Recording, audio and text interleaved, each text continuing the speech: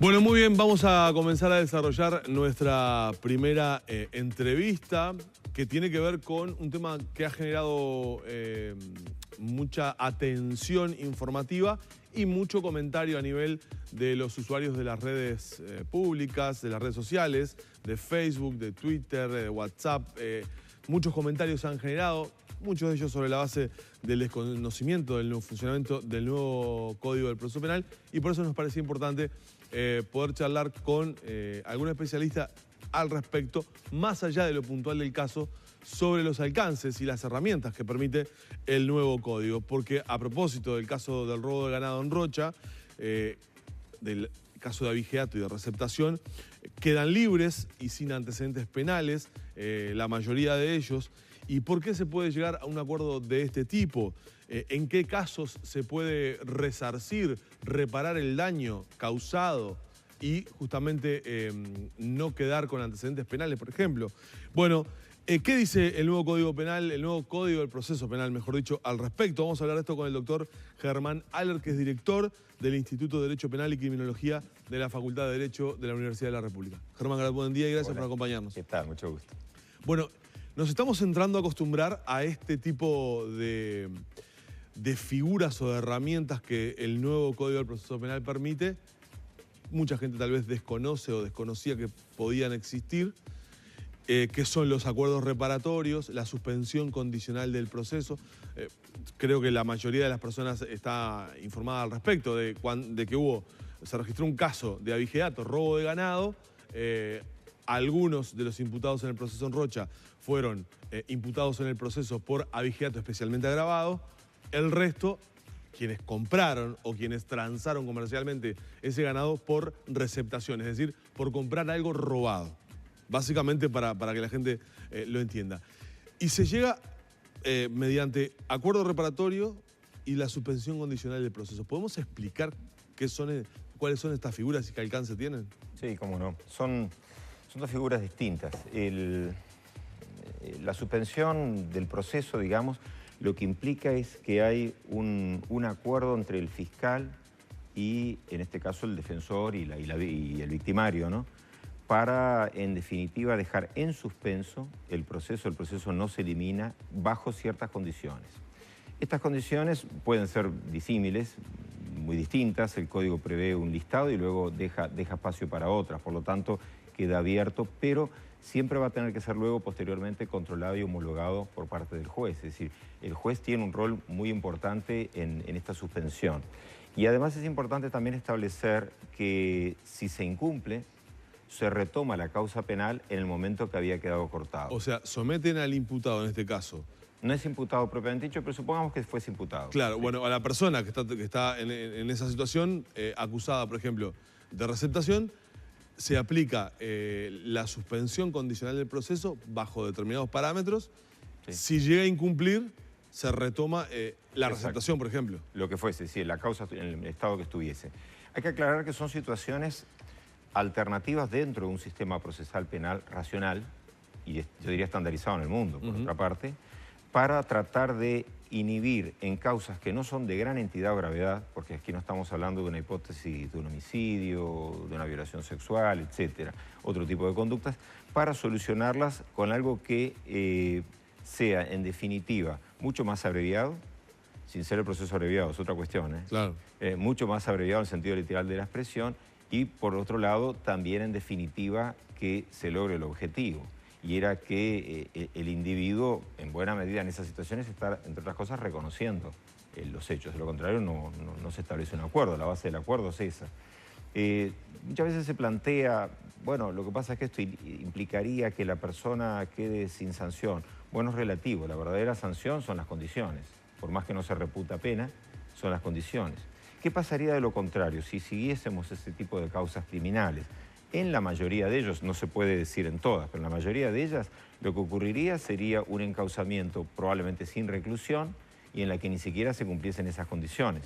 Claro. Esto Pensando, por ejemplo, en el Código Viejo. Claro. Si hubiera sucedido esto en el Código Viejo, ¿era un procesamiento sin prisión Factiblemente en la mayoría. Podía haber algún caso de prisión, tampoco lo descarto. Pero en principio, todo sin prisión, sin otra condición que no sea la de si van a apartarse o salir del país, solicitar un permiso, etcétera. Pero es lo mismo y esto es un poco más. Es esto que le agrega. En el caso de los que se hacen un acuerdo para suspender el proceso, lo que implica es quedar bajo la vigilancia de que se cumplan esas condiciones. Yo creo que es un mecanismo muy útil porque además no solo descomprime, sino que termina siendo más justo, porque la otra hipótesis implicaba una sentencia cuasi formal en muchos casos, claro, meramente. Si yo creo que esto es, desde el punto de vista ya urbano, ciudadano, mucho más trascendente que lo anterior. El tema es, una de las críticas que ha estado en el tapete estos días es qué pasaba si el imputado o el sujeto de proceso no tiene posibilidades económicas de resarcir el daño que provocó. Claro, lo que pasa es que hay que ver en cada delito. En muchos delitos la cuestión ni siquiera es patrimonial. Y en ese caso las condiciones pueden ser otras. Por ejemplo, una condición que no beba alcohol. Obviamente nada tiene que ver con un abigeato. El abigeato está en relación a un ámbito donde hay afectaciones que tienen que verlo con lo patrimonial. Entonces va dirigido ahí. En el caso que convoca aquí, se dan las dos situaciones, no solo la suspensión del proceso, sino también acuerdos reparatorios, sí, que son un poco distintos. Pero, ahora si quieren hablo del otro también, pero en realidad tienen algo en común y es la vía de resolución efectiva, mucho más rápida, más beneficiosa para todos. Sí. Para el ciudadano que se ve sometido a esto, es más beneficiosa porque se evita el lastre de un proceso largo, exhaustivo, con costos operativos y que además factiblemente tenga un resultado de igual a peor al acordado. Y para el sistema judicial descomprime mucho más y para la víctima, en el caso de la suspensión condicional del proceso, no le aporta demasiado. La reparatoria sí, un acuerdo reparatorio sí. Claro, sobre la base del acuerdo reparatorio es donde mucha gente tomaba como crítica señalando que había una justicia para ricos y otra para pobres. Sí. Los ricos podían reparar el daño pagando o resarciendo económicamente si el acuerdo era por la vía de la reparación económica y las personas pobres, entre comillas, no podían. ¿Podemos explicarlo? Claro, si vamos a la base del acuerdo reparatorio, el acuerdo ya no es un acuerdo entre el victimario, su víctima y el Ministerio Público. Es entre el Ministerio Público, mejor dicho, es entre la víctima y el victimario. Ajá. El Ministerio Público observa, juega un papel muy importante, pero no es el decisor. Ese es un acuerdo entre partes que tiene también que ser homologado por el juez, controlando que el consentimiento no esté viciado, que sea consciente la persona de lo que acuerda. Y ese acuerdo reparatorio puede tener que ver, sí, estrictamente con lo económico, pero también se refiere a delitos que son económicos. Es decir, que eso de que es justicia para pobres o justicia para ricos, hay que verlo en cada caso. Pueden darse algunas situaciones que llegasen a ese extremo, obviamente, y tendríamos que ver también hacia el futuro soluciones para que ese pobre pueda aportar algún tipo de respuesta. Pero en lo medular no concuerdo, es obviamente a título personal lo que digo, pero no concuerdo con la idea que sea estrictamente de justicia para pobres, porque muchas veces la reparación puede darse entre dos personas que son carenciadas y efectivamente cumplirse un acuerdo en el que pueda ser satisfactorio y que no implique necesariamente un gran desprendimiento económico que no posee. Claro, y necesariamente la reparación es económica. Por ejemplo, yo te robo una garrafa de tu casa y la vendo. Y ya te gastaste la plata, ¿no? Claro, no tengo ese dinero. ¿Lo puedo reparar, por ejemplo, pintándote el muro de tu casa? Sí, potencialmente todo eso queda abierto a propuestas. Se puede hacer. Lo que nunca tiene que transformarse es... Digo esto por el tema de dinero claro. Sí, dinero no, ¿no? No, por eso decía que no es estrictamente todo monetario. Lo que no puede transformarse nunca ese acuerdo reparatorio, y el juez debe controlarlo, en algo que denigre o afecte a las personas en su dignidad en cuanto a sus derechos humanos. Es decir, por ejemplo, lo que llamaríamos mano de obra esclava, claro. Algo por el estilo. Claro. Nada denigrante, ningún tipo de tarea que pueda ser, llamémosle, de índole sexual, yo qué sé, por decir cualquier situación. Ese es el contralor que tiene que ejercer el juez. Ahora, probablemente con este tipo de acuerdos, las víctimas, cuando son daños patrimoniales, con el nuevo código estén más satisfechas, es decir, porque logran un resarcimiento económico del daño que han tenido. Es muy simple en ese sentido, en un alto porcentaje, sabiendo que siempre hay situaciones que van a ser igual injustas. Como en el sistema anterior teníamos todavía muchas más injustas. Pero bueno, hay situaciones que no van a cerrar bien. Pero una persona que le hurten un objeto, desde el celular, el reloj ya la gente usa menos. Somos de los pocos que quedamos con reloj. Pero bueno. Anchoto, el octavo Rolex dice que le robaron, no sé si lo viste en prensa hoy. No lo había visto, pero yo nunca tuve uno. Yo tampoco. Bueno, no hace falta tener un Rolex para que te lo roben. No, y uno puede darle cariño aunque sea de un muy bajo costo. Pero a uno le hurtan un objeto. Y la persona que ha hurtado el objeto puede devolverme el objeto. En muchas ocasiones no es el valor económico, el valor venal del objeto, sino el valor que puede tener hasta afectivo. Claro. Yo quiero recuperar mi reloj. Ni siquiera quiero que me den uno más caro o que pague. Ni siquiera quiero que trabaje para mí. La recuperación del reloj para mí puede ser harto suficiente. Y creo que hay un mensaje social detrás de esto, y es que establecer que la idea de pena, en este caso no es que sea una pena, es un acuerdo, pero bueno, que la idea de pena no estrictamente debe traducirse en la privación de libertad del sujeto, que por cierto es la menos efectiva de las penas. No, pero la sociedad tiene una conciencia, pide mano dura y cárcel. Los educadores tenemos que educar y la gente tiene por lo menos que escuchar y tomar decisiones, porque la gente no es tonta, pero creo que hay quizás a lo largo de decenas de años o centenas de años le hemos explicado mal a la gente la idea de que el delito se resarce con castigo, y efectivamente eso no es así. En este caso del tema del abigeato y los empresarios, otra de las cosas que llamó la atención, de los aspectos que llamó la atención, tiene que ver con que quedan sin antecedentes. Explíquenos ese tiene su punto lógica. Y a qué otros casos se podría aplicar. Como estamos suspendiendo el proceso en una hipótesis, en otra recuerda un acuerdo reparatorio, ni siquiera se ha formalizado lo que antes llamaba procesamiento. No tenemos una causa penal instalada en forma definitiva. Obviamente solo se es culpable con una sentencia de condena. Si se cumple la condición, si el acuerdo reparatorio se lleva a cabo y se cumple efectivamente, no va a haber condena. ¿Cómo puede haber antecedentes penales de quien, en definitiva, no tiene sentencia de condena? Es un mandato constitucional. Eso no es una alteración del nuevo código. El nuevo código instrumenta lo que quizás en otras épocas existía de una forma sin una estructura propiamente dicha, que no era tampoco ilícito porque el juez, por razones de política criminal y viendo que la víctima se satisfacía con algún tipo de reparación o recuperación, lo que hacía era no someter al proceso al sujeto. Es decir, eso existe en Uruguay desde el siglo XIX. Lo que le hemos dado es forma, estructura, más garantías, y se hace mucho más visible al ciudadano. Y el ciudadano tiene también que ir viendo estos casos, como van aconteciendo, entendiéndolos, y luego sí efectivamente formarse una opinión, sea favorable o desfavorable, y nosotros los técnicos también tendremos que ir aprendiendo a esa conexión. ¿Te parece que se caricaturiza mucho el nuevo CPP? El nuevo CPP es grande, hay de todo. Hay cosas, digo estos casos que toman estado público. Claro, por eso. Estos casos que toman estado público, quizás uno de los defectos es que nosotros los operadores del sistema y los técnicos no hemos tenido una cultura histórica de tener una relación tan directa. Esa es una de las razones por las que varios de nosotros en distintos ámbitos recurrentemente vamos a los medios. En realidad a uno lo vuelve vulnerable estar en un medio. Quizás ustedes no tengan plena conciencia de eso porque trabajan todo el día en esto, o sí. Pero uno sabe como técnico que se somete a opiniones de todo tipo y color, y está bien, pero no estamos ni siquiera protegidos por nuestro ámbito técnico-científico. Y el ciudadano, de lo que yo diga, en todo su derecho, está dispuesto a pensar lo que quiera. Desde qué bien lo que dice hasta qué espantoso, este tipo no sabe nada, está fuera del mundo. Todo lo puede pensar. Y creo que tenemos que interactuar de esa manera porque ha habido una verdadera deformación histórica, creo yo. Entonces, las caricaturas del proceso, y hay aspectos que están caricaturizados.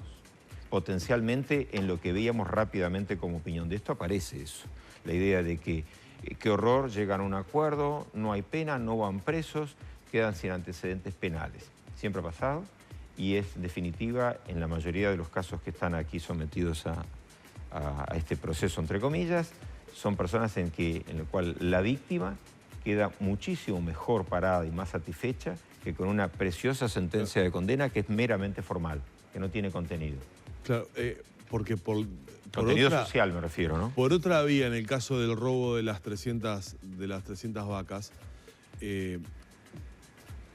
para la víctima, para el denunciante, si no se hubiera llegado a este tipo de acuerdo, tendría que recurrir por la vía civil para tratar de resarcir el daño. El abogado, yo vi una entrevista nomás y lo dijo muy bien, lo dijo muy claro, y no es uno que está opinando y que de repente la gente puede verlo de otras perspectivas. Es una persona que tiene una fuerte implicación en el sentido de que está protegiendo los derechos del que fue potencialmente víctima de delito. Claro.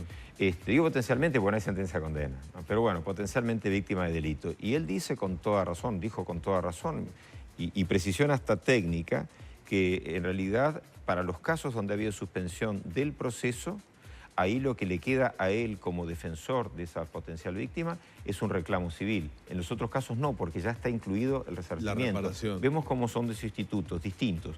En uno, víctima y victimario no se ponen de acuerdo, suspensión del proceso. Y le queda a la víctima con su abogado la vía civil para reparar. En el otro no. Por supuesto que la más eficiente como reparación no va a ser la del proceso civil, donde habrá que ver si hay bienes, si se embargan. Es otro proceso más. El sistema anterior quedaba todo supeditado a la vía civil y, salvo rara excepción, no se concurría a la vía civil para la reparación. La vía penal abre un ámbito reparatorio que antes estaba vedado, sí, para pocas personas que podían litigar. Porque litigar en materia civil cuesta dinero. Necesitas dinero. Y cuesta dinero en pagar timbres. Abogados, pagar todo lo que implica los gastos del proceso. Honorarios y costos. Costos mucho mayores que en el proceso penal. Es mucho más barato litigar en la vía penal que en la vía civil, sin ningún tipo de duda. Esto tiene que ver con una creencia popular que nosotros lo podemos sentir en la calle y bueno, también a través de lo que surge en los medios, de que la gente piensa que ahora este código es más benévolo con los agresores, los delincuentes, y a eso lo voy a enrabar con el caso de Trubil, ¿no? De este hombre que robó una bici, fue apresado por los marineros en un operativo, ¿no? Que implica cierto despliegue. Vamos a ver las imágenes en unos minutos. Y después el hombre llega a fiscalía y sale a los pocos minutos. Y ahí la sensación que, claro, es el nuevo código que es blando, deja impune a quien comete un delito. ¿Tomaste contacto con este caso? No, la verdad es que no lo conozco. Son estas imágenes, en realidad. Es un primario sin antecedentes, mayor de edad, que roba una bicicleta. Personal de prefectura advierte esa situación, lo salen corriendo, lo detienen, bueno, dan las notificaciones correspondientes y la fiscal actuante lo que dice es aplica el principio de oportunidad, entonces no, digamos, queda libre. ¿Qué es el principio de oportunidad? El principio de oportunidad es de raigambre procesal y se instala en el derecho penal y tiene relación con el principio de lesividad, esos son hermanos. Tiene que ver con que, en definitiva, aquellas situaciones en las cuales la intervención del sistema punitivo es más lesiva que la propia sanción, no tiene mayor sentido aplicarlo. Y por supuesto que estamos de acuerdo. Y este caso, que lo estoy viendo ahora, así que, pero creo que no, está bastante claro. Someramente es eso. Es exacto, decir, sí, en principio, salvo que la bicicleta fuese de él y hubiese una confusión, pero parece que no. Fue un hurto clásico. El hurto de bicicleta, no es por menospreciar la bicicleta que a todos nos gusta, pero el hurto de bicicleta cualquiera se da cuenta, en cualquier parte del mundo, que es un delito de bagatela. Es un delito ínfimo, salvo que se trate de una bicicleta muy particular. Bicicleta estándar es un hurto de bagatela. ¿Qué quiere decir con esto? A todos nos duele todos los hurtos. Y todo delito es grave porque si no, no sería delito. Pero dentro de la entidad de los delitos, mensuramos distinto. Un hurto de bicicleta nunca tiene que ir preso el individuo siendo primario por un mero hurto de bicicleta. Ni en el Código Nuevo, ni en el Código Viejo, ni en el Código del siglo XIX iba preso. Es decir, no es por un hurto de bicicleta. Si tiene antecedentes penales, la cuestión cambia. También hay que ver las condiciones. Aquí no fue rapiña. Es decir, claro, fue un descuido. Eso es, desde el punto de vista de lo social, la conducta es siempre reprochable. Pero la prisión no es el ámbito propicio para meter al ladrón de bicicleta y sacarlo hecho un rapiñero. Porque se lo podemos dar con un certificado, casi un diploma. Entró como ladrón de bicicleta, sale como rapiñero. Si no, revisen la información que ha venido dando desde hace tiempo el comisionado parlamentario y personas que trabajan en esto en un plano totalmente objetivo. Esto no es una idea de benevolencia del código. Yo creo que es un sistema de justicia que se que se adecua a los tiempos que corren en todo el mundo y en Uruguay también. Porque con el anterior código, que incluso era de la dictadura, este individuo tampoco iba preso. Pero le cuesta a la gente entenderlo, ¿no? Porque además, al ver las imágenes, otra al ver el realidad. hecho... El tema es cómo la gente ve la yo, imagen ciudadano, también. me protejo de que me sigan pasando estas cosas, amparado en la idea de que la impunidad hace de que cualquiera se lleve lo que no es suyo en cualquier momento y así no se puede vivir, porque bajo un segundo a la playa, dejo mi bici, ¿no? Genera una situación que... Bueno, ahí aparecen varios mecanismos. Primer punto, si estamos hablando de un primario, la situación no tiene estrictamente esos decibeles. Ya empieza a cambiar. Si estamos hablando de un reiterante, es otra situación completamente distinta. A una persona, cuando lo metemos en el sistema penal, sabemos que de alguna manera también lo criminalizamos, en doble sentido. Es decir, la criminalización que le compete por el hecho delictivo, el hurto de la bicicleta, y que sería la correcta, y la otra que es someterlo a un sistema que lo va a rebajar muchísimo más. Yo sé que a muchas personas eso no le interesa y le da igual, pero también hay que explicar, por lo que decía antes, que si yo con nombre propio, quiero que no delincan contra mí, tendría que preocuparme un poco más para que aquellas personas que delinquen primariamente sean tratadas adecuadamente. Es decir, con un criterio personalista, el mío, es decir, para que a mí no me hurten la bicicleta, como vos decías, si bajo a la playa que no se me lleven cualquiera de las cosas, la sombrilla. Nadie quiere nada de eso. Si al individuo por eso lo metemos preso en las cárceles que tenemos, con hacinamiento, sin tratamiento adecuado, con buenas técnicas pero no suficientes, no vamos a conseguir nada. Si en cambio tenemos otros sistemas de trabajo para contener la situación de ese sujeto, nos importa mucho más que el hurto de la bicicleta, qué es lo que ha llevado al individuo a hurtar una bicicleta. Y en muchos casos encontraremos, sin caer en el facilismo, pero por lo menos personas vulnerables, con graves carencias. Tenemos que trabajar sobre esas carencias. Eso no lo va a arreglar nunca un código del proceso penal ni un código penal.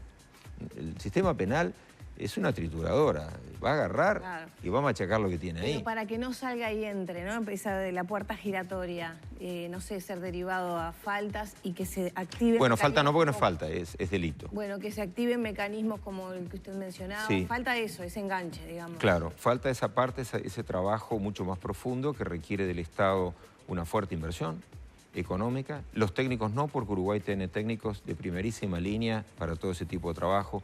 Uruguay tiene grandes educadores, grandes pedagogos, es histórico, esto no es una noticia nueva. Lo que sí tenemos es que racionalizar esos medios y utilizarlos adecuadamente en todo este tipo de casos. Estos no son casos para que la sociedad quede apática. Yo creo que es importante que como esquema está bien que se divulgue, está bien que se muestre, que se planteen los casos y que el Estado también busque respuestas que sean, por el costado del sistema penal, mucho más eficientes. Y que, por supuesto, el primer objetivo sería principalmente que a otra persona no le hagan esto. Claro. Ayer cuando en Subrayado se divulgó este video, es decir, que se colgó en las redes de la web de Subrayado, muchos comentarios decían... al entender que se trataba de un chico primario que no había cometido delitos o que, mejor dicho, que no tenía antecedentes hasta el momento, lo que se señalaba era, está bien, que no vaya a la cárcel, pero que de alguna manera se le haga pagar por lo que cometió. Ahí yo creo que sería, yo estoy de acuerdo con el concepto.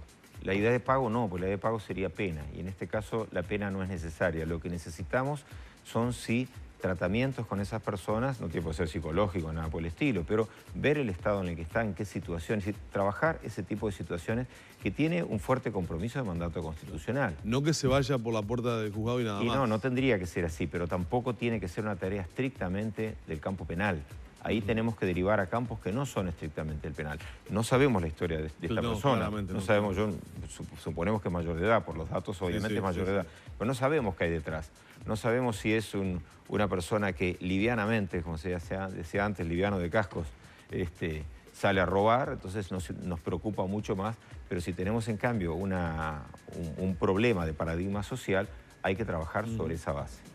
No quiero despedirnos sin que conversemos antes sobre un caso que estuvo arriba de la mesa en los primeros días del año, que tiene que ver con el caso de presunta violación, posteriormente formalización sobre abuso sexual, porque vos has tenido algunos reparos sobre la nueva normativa en materia de abuso sexual. No solo han sido algunos, han sido muchos. Bueno, pero digo, se han puesto de manifiesto nuevamente. Sí, ¿Qué querés que te diga? ¿Qué objeciones si me tenés? lo haces así, tengo que hablar horas. No. Tú haceme alguna pregunta concreta. Sobre todo sobre el tema de abuso específico, cómo los nuevos artículos... Bien. ¿Dónde están los claroscuros allí que vos ves? La ley que cumple prácticamente un año, tiene un año y un mes. Sí. Días más, creo que fue del 22 de diciembre del año antepasado. Establece un mecanismo raro que fue bastante criticado técnicamente y es al artículo 272, que es el de violación, le agrega el 272 bis, 272 ter. El bis, y esto parece un poco un rompecabezas, pero bueno, la culpa no es mía, del legislador. El 272 bis no se refiere estrictamente a la violación sexual, sino que en realidad la conducta que refiere, que es sumamente abierta, que describe una serie de medios, pero la conducta final sería la del abuso sexual, no se define. Es decir, no sabemos qué es abuso sexual. Me trae enseguida a la cabeza la idea del abuso de funciones. El mismo problema con el abuso de funciones, pero como estamos hablando de este... Un gran bolsón donde entra todo. Entra todo. Es decir, ¿qué es abuso sexual? Yo qué sé, mirar a la persona de una manera. La verdad es que técnicamente y en el aula, en la facultad, yo no le puedo explicar a un estudiante qué es el abuso sexual. Porque no sé lo que es. Así no sé. No tengo parámetros, soy mentalmente más reducido, no tengo esa capacidad. Entonces, nos dice que por un montón de medios sí determinados que luego se generalizan, hay un abuso sexual, con una pena que es la misma que la del atentado violento al pudor, artículo 273, y que describe una conducta que podría ser potencialmente parecida a ella. Es decir, hay una superposición de un nuevo delito en el 272 bis que colide, a mi entender, con el 273, con la diferencia que el 272 bis a mi leal entender, es inconstitucional. ¿Por qué? Porque no se cumple cabalmente el principio de legalidad ni de taxatividad. La tipicidad no se da correctamente porque yo no puedo saber como ciudadano cuál es la conducta a incriminar y por lo tanto no me puedo motivar debidamente en la norma. Eso el 272 bis. El 272 ter creo que no presenta esa misma dificultad. Es decir, a mi modo de ver, es factible que este no sea inconstitucional, el ter. Pero sustituye, a mi entender, porque todo es interpretativo, sí, claro, porque el legislador no ha sido claro en esto, directamente. El redactor no ha redactado correctamente, a mi entender. Para mí sustituye al 273 del Código Penal, que es el atentado violento al pudor, añadiendo componentes que quizás fuesen necesarios, ampliando sustituir al 272, ampliando el horizonte de no considerar violación sexual en el sentido tradicional nuestro, por ejemplo, la penetración de la persona por vía oral, es decir, la práctica del forzado del sexo oral. Eso era una deficiencia en nuestro sistema penal. En lugar de hacer esta telaraña tan confusa, era mucho mejor haber modificado, agregado en el 272, simplemente esa hipótesis y eventualmente haber modificado algo más si se quería. Yo creo que acá en la mente de quienes redactaron esto, me permito suponer que estaba la idea de que si modificaban esos artículos, todas las causas anteriores incoadas quedaban en la nada. Para eso lo que había que hacer era mantener el mismo artículo y hacer el agregado correspondiente sobre ese ítem y no hacer como dos delitos espejos, porque después aparece el 273 bis, que también se superpone, y bueno, al final estamos en una situación en la que el juez debe elegir qué tipo penal imputar. En el caso de lo de Baliza, yo no puedo opinar a ciencia cierta de lo que pasó allí, no conozco el expediente y lo trascendido a la prensa no es del todo completo, porque se ha dicho, entonces a mí no me cierra, pero no lo sé, no estoy con eso censurando nada.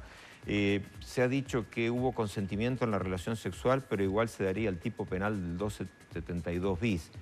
No imagino cómo, porque si hay un consenso en la relación sexual, lo demás va implícito. No sé, de repente hay hechos que uno no puede traducir, no sabemos, y no puedo de ninguna manera opinar ni que el Ministerio Público ni que la justicia haya actuado mal. No lo puedo decir. Pero es un caso que seguramente de que hablar porque ya se ha anunciado el recurso de inconstitucionalidad, de hecho, para el caso. Sí, para el caso y es factible que pueda poner en evidencia, no como responsabilidad de los operadores del sistema, deficiencias normativas. Claro, a nivel de los legisladores en la redacción de vos. Gracias por habernos acompañado y seguramente el nuevo Código del Proceso Penal traiga oportunidades nuevas para seguir explicando justamente las herramientas que plantea a la ciudadanía. Como no, y espero que eso sirva para que que la gente entienda algo mejor y estos temas y luego que se forme su opinión, que por supuesto puede ser totalmente la contraria de uno. Cerramos la entrevista con el doctor Germán Ayler.